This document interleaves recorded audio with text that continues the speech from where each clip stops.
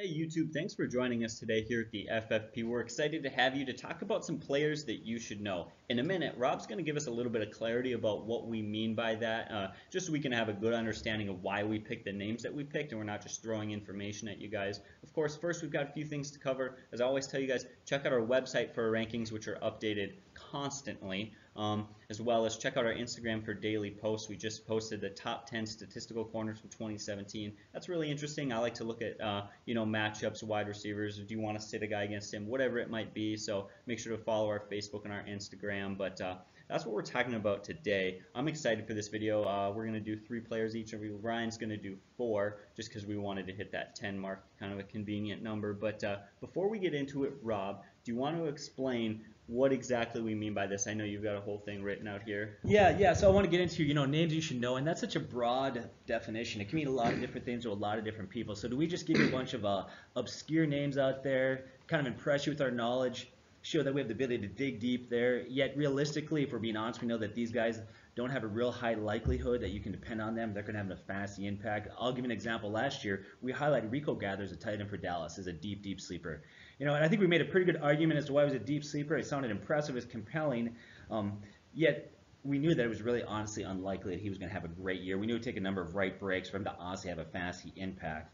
And I think a lot of experts, if they're being honest, will tell you the same thing, that they can impress you with some of these deep names, but the reality that they're going to be productive is a lot lower. They're a lot less dependable. Last year during our waiver wire videos, we had a guy complaining because he said, why are you giving me names of guys that are 30 to 35% available? On your waiver wire videos, I want to hear a guy that's 95% available.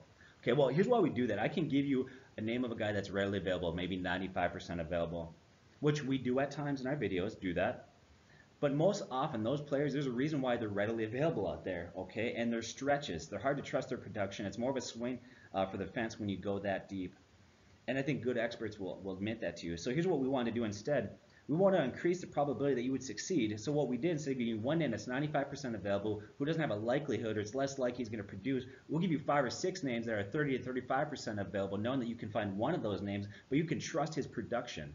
That's a better play for us, for you guys, because we want you to be successful. Once again, we can give you a guy that's readily available, and every once in a while it'll be right. That's great, but how about the other times that we fail on that? So once again, it's all about trustworthy names.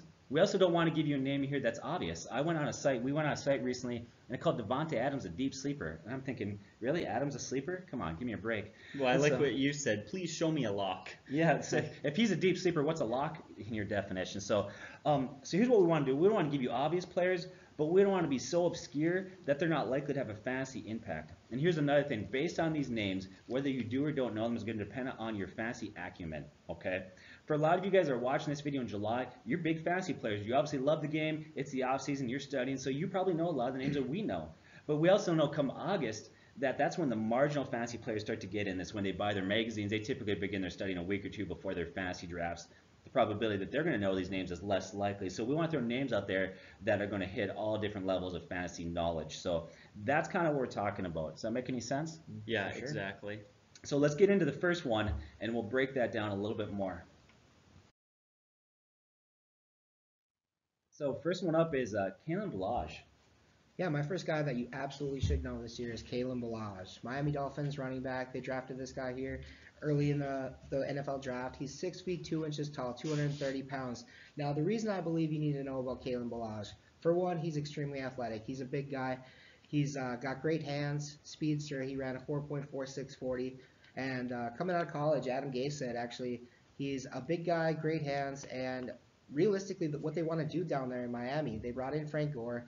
Yeah, last year, Kenyon Drake, he had a great final 6-7 games to the season. But a lot of that was due to the fact that Damian Williams had gone down. Some of their play calling had adjusted. And Adam Gase came out and said, Kenyon was getting a lot of the carries there, but that's really not the way we want to do things here. Each one of these guys is going to have an individual role this season, and that role is going to be carved out for him by the time game 1 hits. And with Kalen Ballage, he could come on strong towards the end of the season. Now, in college, he actually had averaged 4 receptions a game in 2016. He had 4 separate games with a 10-yard run plus a 20-yard reception. He had 2 games with over 100 yards receiving. He's a great pass catcher. And he could be kind of a third down back to start out, but he's really a big guy. He could be that first and second down back. Now, as far as Kenyon Drake goes, Miami this year has the 30th toughest actual overall defenses that they're going against as far as rush defenses. So that could be an issue. Now, Drake, out of the 47 players last year that qualified with over 100 rushes, he had the 6th highest percentage of carries with yards lost. So he also had a little bit of an issue there. And a lot of those carries, his yards per carry, what it came down to was a couple of big breaks. He had, on 4.5% of his carries, he had a yard carry over 30 yards. So when it comes down into the red zone, Frank Gore is still there. He's going to get his. He is getting older, but it's hard to pass up on a guy that's had 12 consecutive years as a running back with over 1,200 scrimmage yards. Last year with Indianapolis, he ranked inside the top 20 in both standard and PPR scoring with, quite frankly, a horrible Indianapolis Colts offensive line. So with questions to Drake and what Adam Gase says they want to do with Frank Gore coming in and Kalen Ballage being drafted kind of in the earlier rounds as a rookie, I kind of feel like each one of these guys is going to get a role, and you might just want to toss him on your watch list if you have that in your league. See what he does. If he goes undrafted, pick him up in the later rounds, maybe as a flyer. But towards the end of the season, definitely see what this guy's doing. And I feel like eventually he's going to be getting closer to a 40 or 50% share of the carries, and definitely a lot of the running back receptions for this Miami team. Yeah, that's a solid pick. I like that. A lot of people are drafting Kenyon Drake kind of almost blindly, just expecting that Ballage isn't going to have much of a role, but he certainly could. We'll see how that shakes out. But yeah, that's great input. All right. All right, so now I have Chris Carson. Here's a guy that I'm excited about. I think a lot of people right now are excited about Rashad Penny, but I think that Chris Carson's actually going to start the season as the #1 guy. At 5'1", 227, he's got a really good frame, and he actually has built that frame. He just gained 10 pounds this offseason, which is huge. 10 pounds of muscle. They say he's in really, really good shape, better shape than he was in last year. That's very good news. Not every player has an issue with weight. Not every player has an issue with being in shape. They're in the NFL, but some guys we've seen, Eddie Lacy and other players, who it is a problem for them. So that's really good to know. Last year he only played 4 games, so a lot of people don't know about him because he was on the scene for such a short period of time. But he was effective in that period of time. In fact, he had 1 game over 100 yards in those 4. Had he played a full 16 games, he was on pace for a 1,000-yard season, combined rushing and receiving. So he is very effective last year. In fact, he had 1 game where they finally gave him the opportunity. They gave him 20 carries. He had over 100 rushing yards on 4.7 yards per carry. He was very effective.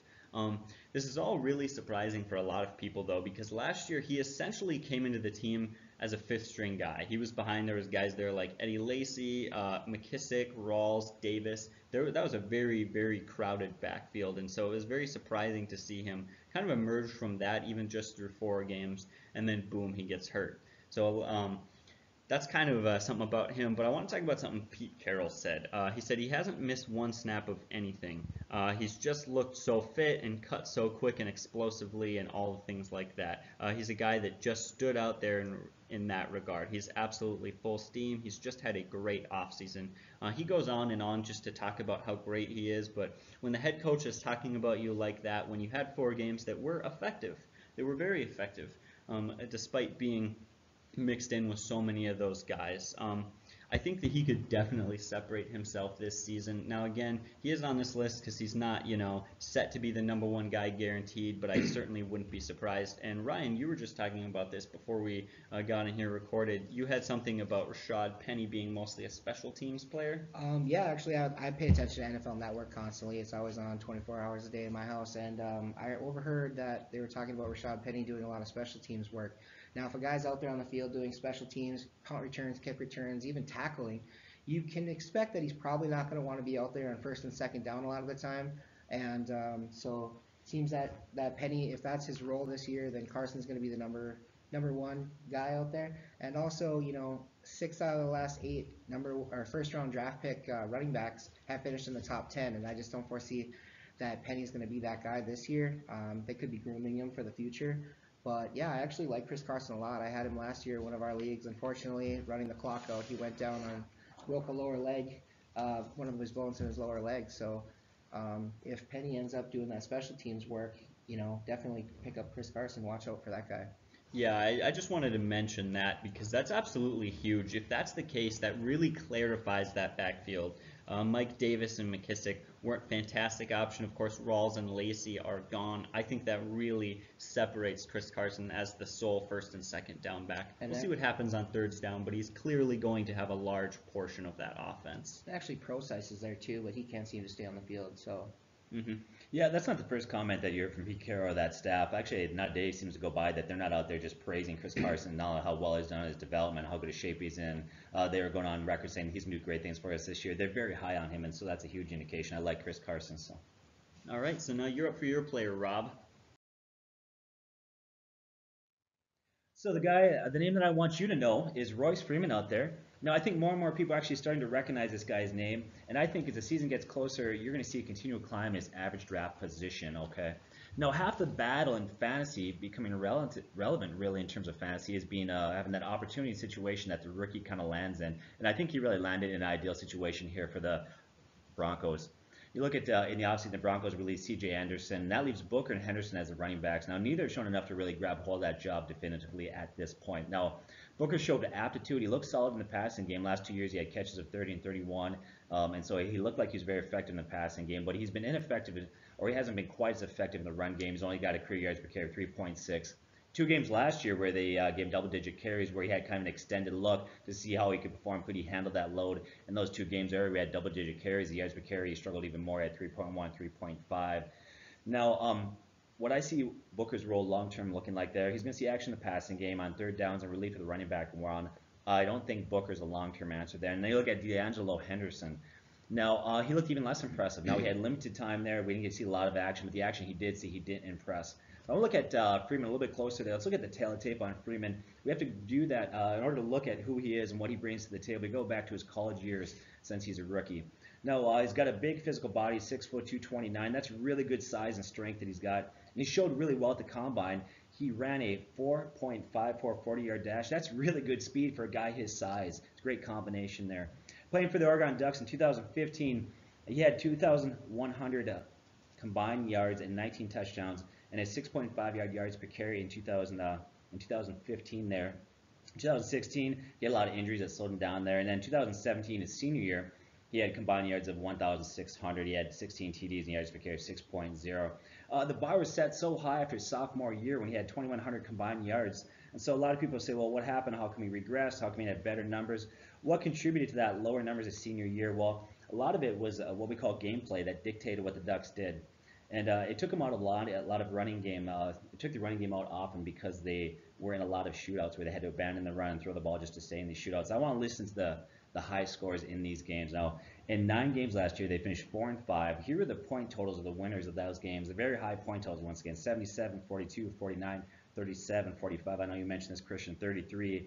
You got 49, 39, 41, 38, 48, 68, 38. My point of sharing all that is there's a lot of points scored there. There was a lot of shootouts there, and there's a lot of games where they fell behind. They had to abandon the run, and game flow dictated that they went away from Freeman in those games. Nothing of his fault. He was still a very productive running back his senior year.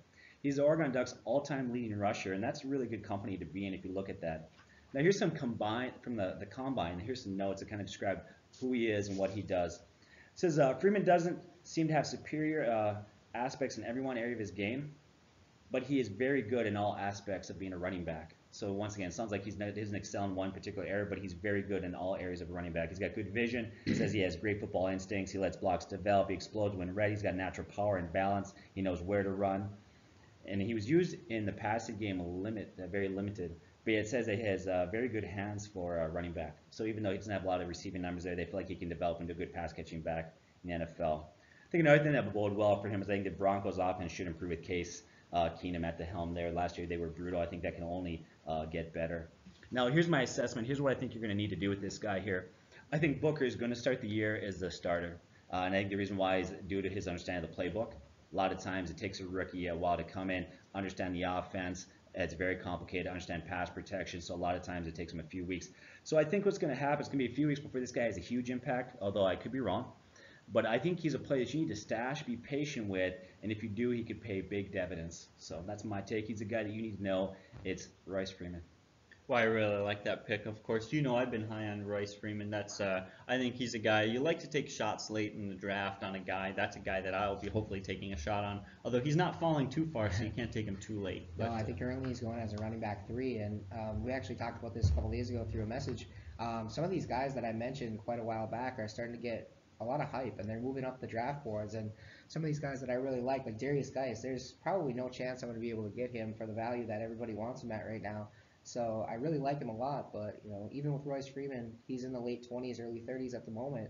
If he just keeps moving up the board, it's going to be tough to get him where other people are drafting him. Yeah, I wish people were actually talking less about this guy, but right. He's moving up quite a bit. Just don't tell anyone about Royce Freeman. Everyone be quiet about Watch this. the video, tell all your friends to watch it, but you never saw that. There you go. Now it's up with Deshawn Hamilton. Yeah, we're going to go back to the Broncos with round 4 wide receiver pick, Deshawn Hamilton. He's actually really fast. This guy, he's 6'1", 203 pounds. And this is more of a name you need to know maybe if you're in a dynasty league, late round guy for a keeper league. You don't pick him up, stash him on your bench even for future years. They still have Emmanuel Sanders there. There's still Demaryius Thomas. Cortland Sutton is probably going to be in that wide receiver 3 role type of thing. But Deshawn Hamilton is definitely a name that you're going to want to know at some point here in the very near future. Drafted out of Penn State, he actually leads Penn State in all-time receptions with 214. He's actually the only player to ever crack the 200 reception mark in Penn State history. Right around 2,900 yards is actually 3rd in the history of Penn State for receiving yards. And like I said, he's more of a guy that you want to stash away, maybe in a dynasty league. Some of these guys might not be thinking of him. This is the name that I was trying to remember in the other video. I said Henderson, and I was actually thinking of the running back. I meant to say Deshawn Hamilton. The thing I have about Deshawn Hamilton is also he's very smart. He should be able to learn the playbook extremely early. He's a converted to wide receiver from high school. He actually was a quarterback, and he had plenty of academic awards throughout high school, and actually he made the academic All-American team all 4 years at Penn State. So very, very knowledgeable. He's going to be able to pick up that playbook, learn everything he needs to know, and he's going to be a guy that's very quick, spreading the ball out, splitting the seams. So keeper leagues, late rounds, dynasty leagues, definitely grab him, Deshawn Hamilton. Yeah, I like that. That's interesting. In fact, you say he's 6 feet 1 inches tall, and you say he was 1st in receptions and 3rd in yards all time for Penn State. Yep. It's funny he'd be 1st in catches but only 3rd in yards. Tells me he's probably run a lot of short routes as a good possession receiver, especially with that size. I'll be curious to see how that works. But that's sounds like he's a guy, especially I like you clarified at the beginning.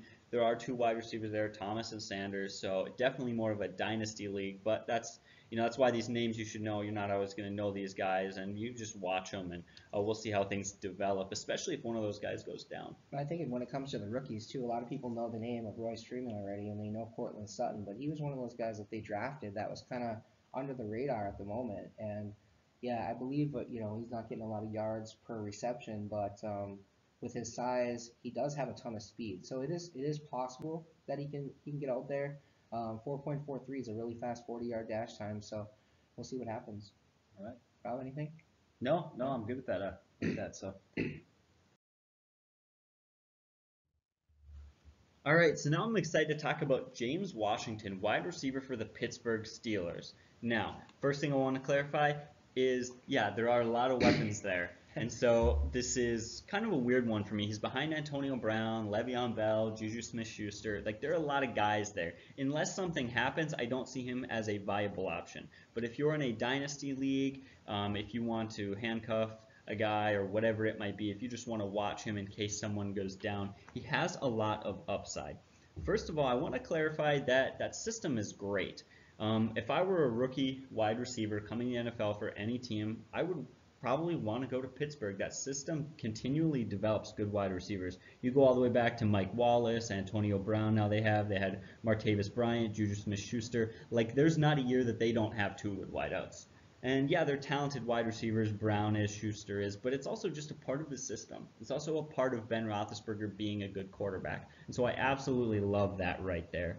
I'm really surprised to find out that James Washington's being taken as the 88th wide receiver, 234th overall. He's essentially not being drafted in most leagues. And so I really like how late he is. He's a guy you don't have to draft. You can just watch to see what happens. Like I said, this is a guy who, in case a player gets injured, but I just love how I've watched him in college a little bit. I've seen some of his things, watched his combine. I just love his numbers. He looks so good. Here is his combine notes. Here's what they've said about him and just a few things. Escapes press with good initial quickness, vertical talent, averaging over 20 yards per catch the last 3 seasons. Surprises cornerbacks with build-up and speed, consistently getting by them. Accelerates step from post routes and creates open, deep looks for quarterbacks. Tracks ball very well in the open field. Adjusts speed to match ball flight, able to go up and attack the ball at its highest point. Deep speed creates cushion for comeback routes and underneath. Flashes runaway speed after catch, will get physical and add critical yardage because of that, and then worked outside from slot a lot. So a lot of great things I want to talk about. There weren't a lot of bad things. I think that was actually a very good steal for the Pittsburgh Steelers, but again, really depends on the system. Got to watch this guy. Maybe stash him on your bench in a dynasty league, but I guess that's what I have to say about him. Very talented. Yeah, you talked about not drafting him, keep an eye on him. I think, here's the bottom line. If you're going to win your fantasy league out there, I guarantee what your roster looks like after the draft and at the end of the year, it's going to change. Inevitably, you're going to have an injury, something's going to happen, a guy's not going to perform. You've got to keep an eye on guys like this. Every year, there'll be a couple guys, 3 to 5 guys that are going to come out of nowhere and shock the fantasy world and have great years. I think about Anquan Boldin back in the day that nobody drafted, or I think about Arian Foster. I mean, it happened time and time again. In fact, if you look at it, Odell Beckham Jr. in a lot of leagues wasn't drafted his rookie season. Can you believe that? And so now he's a little more obscure. Obviously, Anquan Boldin was a first-round pick. But the bottom line is you've got to know these guys. They will matter. So you got to keep an eye on them. So. I really like James Washington as well. I think he was one of the guys that I really wanted to talk about in this video. I agree. He's going to be one of those guys you're going to need to keep an eye on out there. Another rookie that they have too, that Jalen Samuels.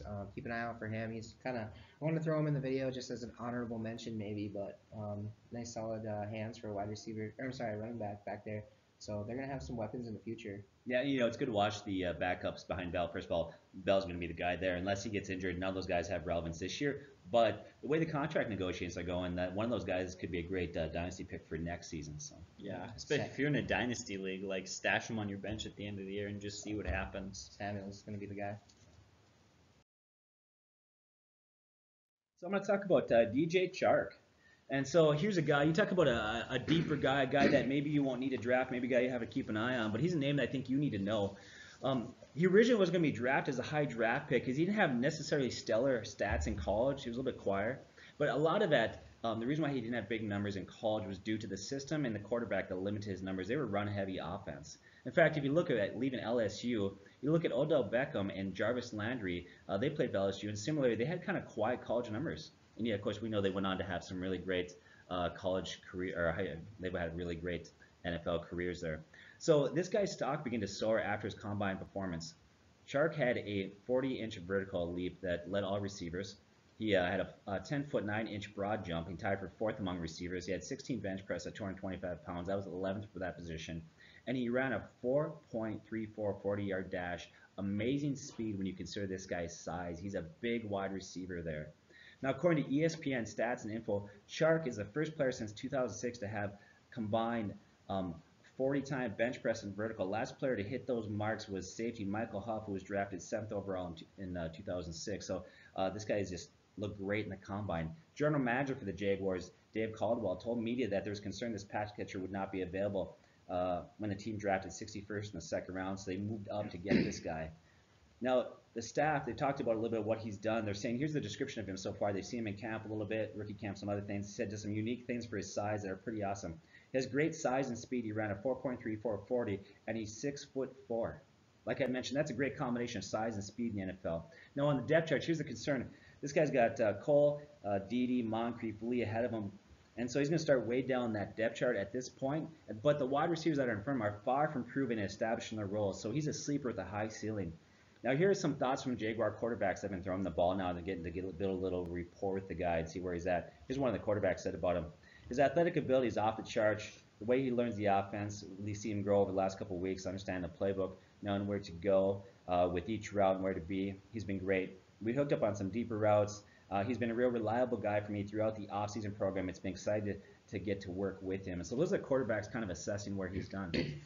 If there's a limitation for him, once again, he's low on the depth chart. He's going to have to work his way up. I think he's a guy that you probably aren't going to draft, but you're definitely going to keep your eye on him unless something changes between now and then. Other thing that limits him is Blake Bortles' play. And the fact that the Jaguars really, here's how they're going to be successful this year. They'll have a few games where they'll score some points, but ultimately they're going to play great defense and run the ball. That team doesn't need to air it out. He's another guy that you might want to be patient with, stash, watch, or wait, grab later, but don't forget this guy's name. He could have a shocking value for a lot of people out there. All right, I completely agree with that. Definitely in a system where he could explode and take over that role and be the number one guy. Of course, we'll have to wait and see how things develop. As with a lot of guys on this list, luckily you can. You can either draft him a bit later or you can not draft him and just wait and see. So that's a great benefit.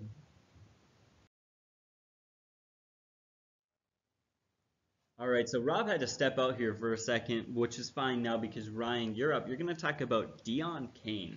Yeah, well, first of all, what I want to say is as soon as I finished talking about Deshawn Hamilton, I realized that I flip-flopped the 40-yard dash time. Deshawn Hamilton actually ran a 4.52, but that really doesn't change any of the things I had to say about him. He's still a speedster, he's still a quick guy, and he's still really somebody you want to look at in some keeper leagues and dynasty leagues. However, we're going to move on to Dion King, another name that I feel you need to know this year. He was a 6th-round draft pick out of, out of Clemson to the Indianapolis Colts, wide receiver. The thing with Dion King, now he's the guy that actually had the 4.43. Played for Clemson. It was an athletic type team. You know, he had Deshaun Watson there in one of his seasons, and this guy's actually 6 feet 2 inches tall, 202 pounds, and like I said, he ran a 4.43 40-yard dash. Now, when you look at the Indianapolis Colts and what they're trying to do there, they have a lot of talented rookies this year. You know, they grabbed Quentin Nelson early in the draft. They grabbed Nyheim Hines. They grabbed Jordan Wilkins. And then they come out and they get Dion King later on down the road. Realistically, they have T.Y. Hilton. Whether Andrew Luck is there or not, Jacoby Brissett is going to be a competent NFL quarterback in my eyes. He's got Frank Reich that he's under now. So with his tutelage, he should be able to be a competent quarterback in the NFL. Frank Reich worked with guys like Nick Foles. He worked with Carson Wentz, and you see what happened with those guys. So he is a quarterback type of coach. Now, the one thing that we have to look at is the wide receiver depth on the Colts. We look at T.Y. Hilton as the number one. They signed a 1-year deal for $5 million this year with Ryan Grant.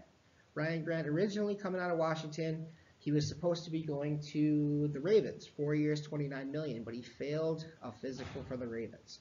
Now, some people think that he failed it, you know, because he made a mistake. He didn't want to go to the Ravens. Some people just think he failed it because he was not in shape. But either way, he passed the physical with the Colts. He's on basically a 1-year prove-it deal for $5 million. But in the long run, I think that Dion King could be the guy at the wide receiver position that gets the second amount of targets. Now, Kane in college, he had some troubles, some off-the-field issues. He failed a drug test. He missed the college football playoffs, but came back the next season and played all 15 of their games, including both of the college playoff games, and won a national championship with Clemson. Another thing that we have to look at with Ryan Grant, he played 16 games in all 4 of his seasons at the Redskins and was never really a guy that was too much of a fantasy-relevant player. His best season was last season when, you know, Terrell Pryor was hurt. Doxson didn't really know his role. Crowder only had 66 receptions. And the best season that Grant had there was 45 catches for 593 yards and 4 touchdowns. So you might know his name, Ryan Grant, from that. But other than that, 3 seasons where he was pretty much irrelevant. So it's not going to be too difficult for Dion King to come in, take over that wide receiver 2 role, and start to get his solid share of the targets behind what could be an Andrew Luck-led offense or potentially even an offense led by Jacoby Brissett. But as long as they're under Frank Reich, I think either one of those quarterbacks is going to be competent and be able to get him the ball. So watch out for this guy. Put him on your watch list, like I said. Draft him really late in the rounds, but in the future he could be a guy that you're going to want, whether it's back half of the season or towards dynasty or keeper leagues. Yeah, exactly. You can say whatever you want about those wide receivers there. I don't like any of them except T.Y. Hilton. And even when you look at T.Y. Hilton, he's mostly just a burner. He's a speedster. He's a deep route guy. That's what he does. If you look at his stats, his game-to-game stats, he's extremely inconsistent. That's because he relies upon those deep touchdowns. And Absolutely. so there's absolutely for a role open for a guy like Dion King if he proves himself, if he has the talent, which you clearly think he has the talent. I agree with you that he is talented. We'll see what actually happens in that receiver situation. And then, of course, the other thing is that the news keeps looking up and better for Andrew Luck, which is great because that whole offense, not just Dion King, but especially Dion King and especially those wide receivers, really their value is tied to whether or not Andrew Luck plays. If Andrew Luck plays, his value goes way up. And if he doesn't, to be honest, I wouldn't touch him. But that's just my opinion on that. Yeah, and some other guys that I mentioned now, the rookies, Nyheim Hines and Jordan Wilkins, are guys that you might want to watch too. A couple of more of those honorable mentions, like I said in the last with James Washington there. So just keep out your eyes for players like that. Yeah, exactly. Let's move on to the next guy. Sure. All right, so here's my last guy that I'm going to be talking about, and it's Peyton Barber. Now, I didn't want to talk about Peyton Barber because I felt like people know about Peyton Barber, but clearly they don't. Right now, his ADP hasn't being taken as the 65th running back overall, 275th overall in the 65th running back. So he's essentially not being drafted in a lot of leagues, which absolutely surprises me. I know that people are really big on Ronald Jones Jr., but I would not be surprised if Ronald Jones Jr. was a bust. Now, I know you like him, and I like him, and I think that he could have a breakout season, but he's a rookie, and we don't know what we're getting with him. To be honest, with rookies, a lot of times, even if they show talent or in a good system, it still feels like a 50-50 gamble. So I think that this is a guy that you don't want to take too early, but with how late he's being taken, you could probably take him in the last round. Just take a shot on Peyton Barber. Last year, over the last 5 games, he had 78 carries, 340 yards on 4.4 yards per carry. He was very effective. In the last 6 games, he had 3 touchdowns. He was on pace for a very good season. Had he been able to do that and had they given him that role all year long, he would have had 249 carries, over 1,000 yards rushing, on 4.4 yards per carry, 9.6 touchdowns, and just a little cherry on top, 256 receiving yards. So that's actually very good numbers. He was somewhat productive. Of course, he's not, I wouldn't call him an elite running back, but if he had that role, I would not be surprised. On top of that, Barber is committed to him being the guy this year. I think Barber is confident in himself, and he's been working hard. He's been changing his diet around and doing new exercises, not to lose weight necessarily, but he said specifically to remove excess fat and to get more lean muscle and to build a bit. So here's a quote from him. Another quote on top of what he's been working on. He said, "At the combine, I ran a 4.62 or a 4.64, and then in my pro day, I ran a 4.58. Right now, I'm getting closer to a 4.5 flat right now, which is great news. I want to show people that I can break off long runs, and I'm not just a power back. I also want to show people that I can do things in the passing game, and I want to show everyone that I can be an all-around running back." So I think that that's great news. He said that his goal is to rush for 1,000 yards, and I think that's totally reasonable. Now, again, with Ronald Jones Jr. there's a very good chance, more likely than not, that Ronald Jones Jr. is the man in that offense. But there is a very realistic chance that this offense becomes Peyton Barber's, and if he is, 1,000 yards, 8 touchdowns could totally happen. So I'm just surprised to see him going 66th overall. Again, people know about him. If you're watching this video, you'll probably know about him, but I cannot emphasize enough, don't just know of him, know about him. And so that's what I have to say about Peyton Barber. Ryan, what do you have to say? Yeah, I mean, obviously, you know, my feelings on Ronald Jones Jr. We're going to disagree as far as who's going to be the man, but it's the same thing that you said, Rob said with Royce Freeman. Watch out for the first couple of games. You know, Ronald Jones Jr. might be trying to learn the playbook, and Barber is probably going to get the majority of the carries. But you got to remember there's another guy there too, in Charles Sims.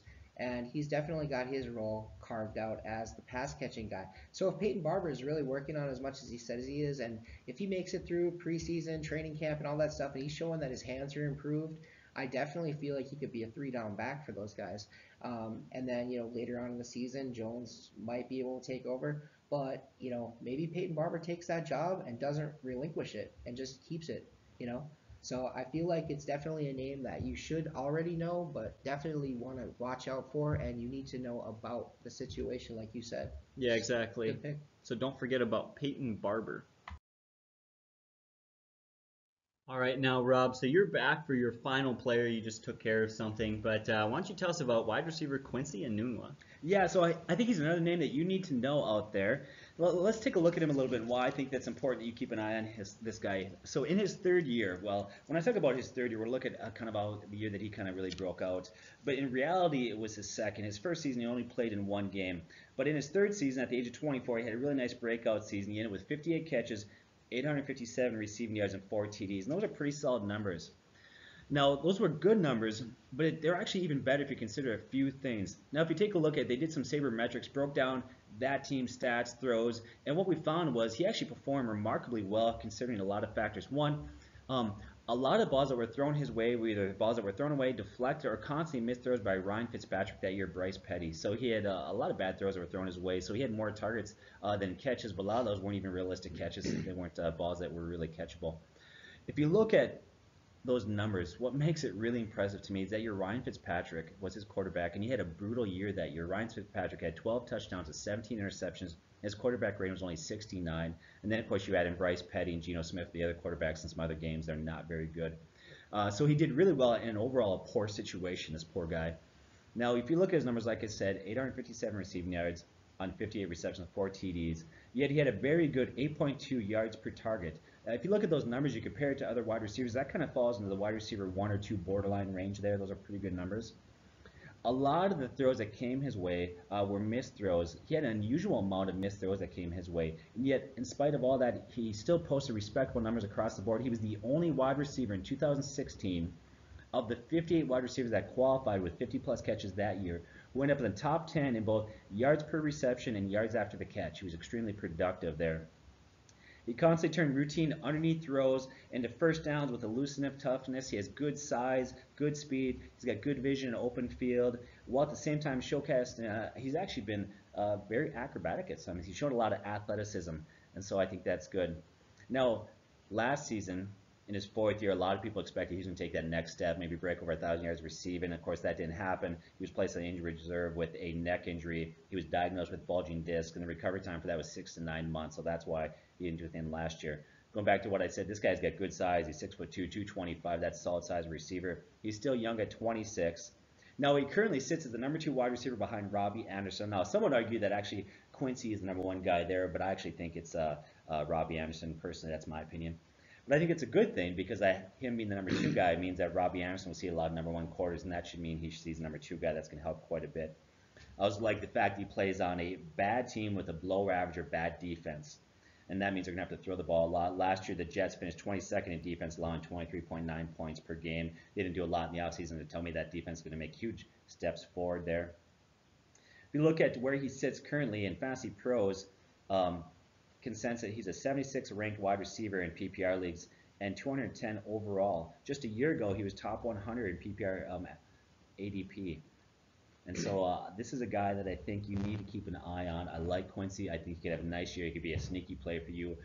For me, if you're in a league that requires you to start 3 wide receivers, he's a guy that I would really trust as a wide receiver 3. I don't know if I'd be comfortable with a wide receiver 1 or 2 quite yet.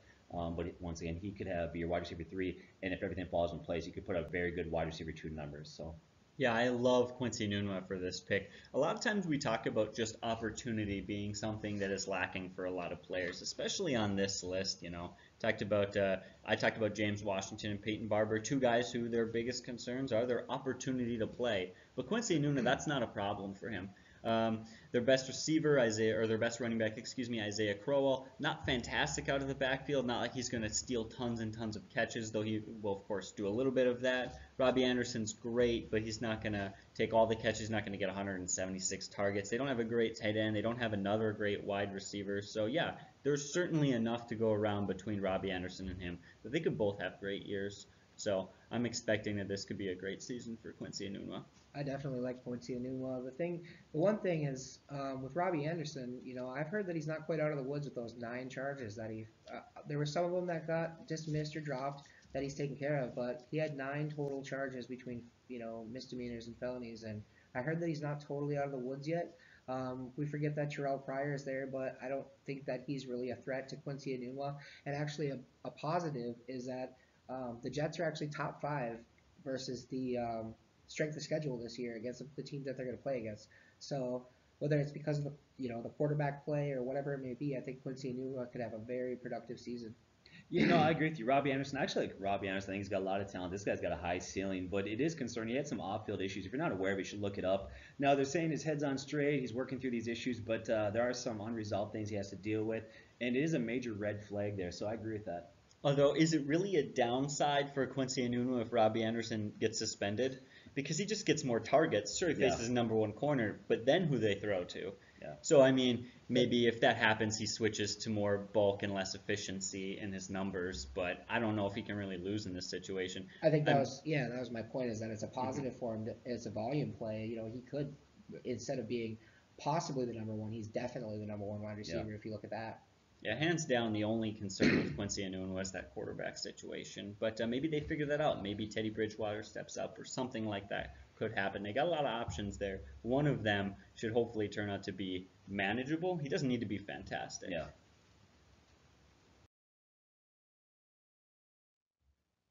All right, now, Ryan, you're up for wide receiver Adam Humphries. Yeah, so our 10th and final guy I believe you absolutely need to know is Adam Humphries. Adam Humphries now, fourth year in the NFL, Tampa Bay Buccaneers. He's a slot receiver primarily. Now, I know that all three of us, we've talked up Chris Godwin. We like this guy. But if you look at it, Adam Humphries, he's been pretty productive. If you think about it, his first season there, 26 catches for 260 yards and 1 touchdown. The next year, he increases those numbers and gets 55 catches for 622 yards and 2 touchdowns. And now last year, 61 catches for 631 yards. So not a ton of yards per catch. He's right around that 10, 11 yards per catch range. But, that's what you're going to get out of a slot receiver. Some might say he was the 4th or even the 5th option when it comes to targets. Over the last 2 seasons, he's had 83 targets exactly in both 2 seasons. And he's been pretty solid and consistent.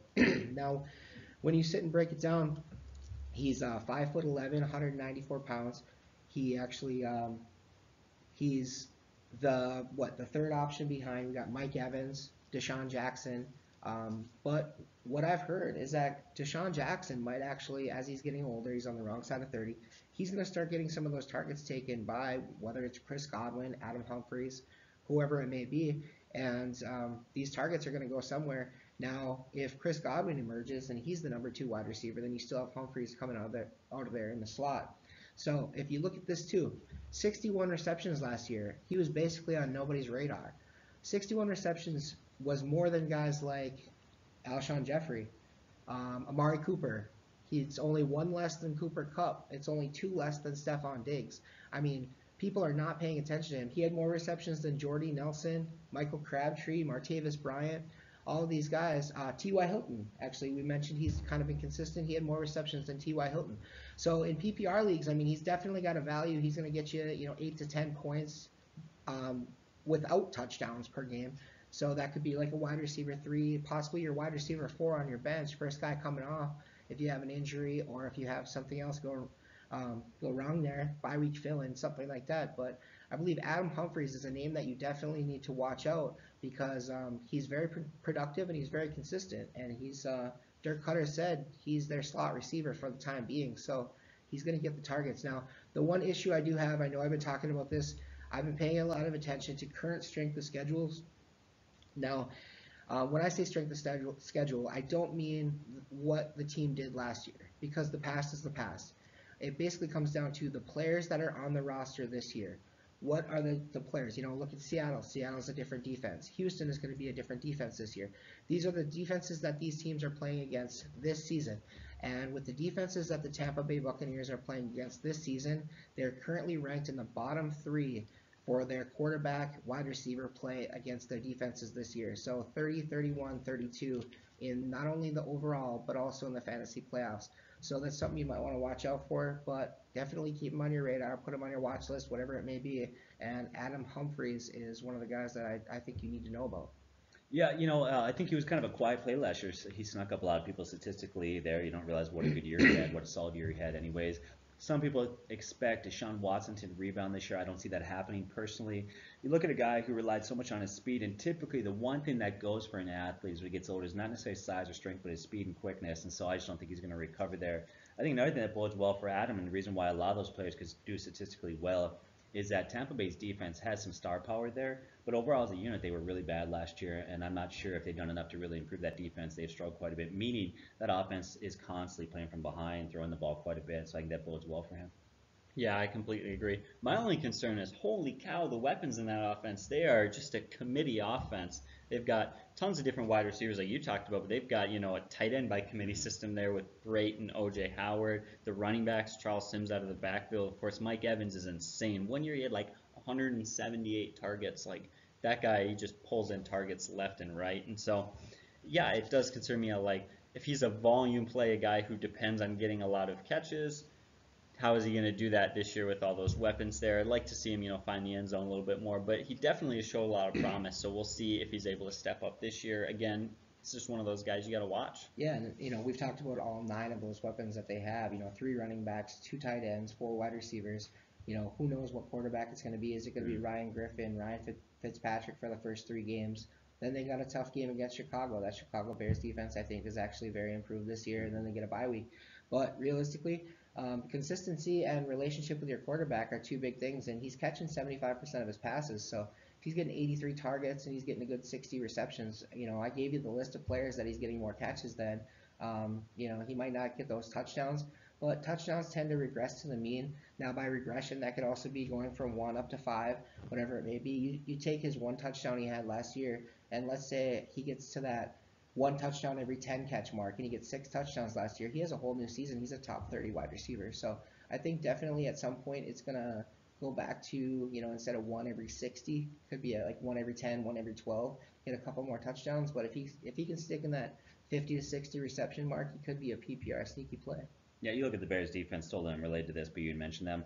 I know a lot of Bears fans have been upset with our assessment of maybe Mitch Trubisky and some other things. Sorry, got to be honest, that's how I feel. But one thing I do want to give the Bears a lot of credit is their defense played really well last year. I think that they really stepped up their game, and they were put in difficult situations. They had to spend a lot of time in the field. Their offense didn't sustain drives. So that Bears defense, I think, is up and coming and young. Has some real talent there. So I agree with you. I know it's not a defensive video, but I really like Roquan Smith there. The Bears are known for their solid linebacking play over the history, and you get rid of Brian Urlacher. They kind of didn't really have a guy for a while. Now you bring in Roquan Smith. He's legit. Yeah. So. All right. Well, I think that's a solid pick right there. Okay. Well, thanks for joining us here at Fantasy Football Profits. Once again, subscribe, like, share information with your friends. We're getting closer and closer to football season. I can't wait. We love to hear your feedback, good, bad, or ugly. Even if you disagree with us, we love to hear that. Once again, thanks for joining us. God bless and take care.